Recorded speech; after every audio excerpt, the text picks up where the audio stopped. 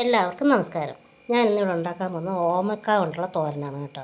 അപ്പോൾ അതിന് വേണ്ടിയിട്ട് ഞാൻ ഒരു പകുതി ഓമക്കയുടെ പകുതി എടുത്ത് തോരൻ വെക്കാൻ പോവുകയാണ്.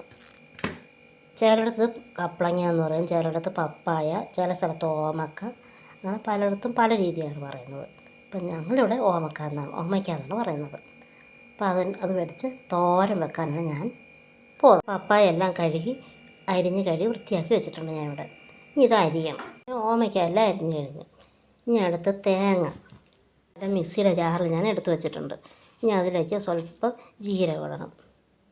ഇനി അതിലേക്ക് കുറച്ച് ചുവന്ന ഉള്ളി, കറിവേപ്പില, ഇത് മൂന്നും കൂടെ ചതച്ചെടുത്തോണ്ട് വരണം.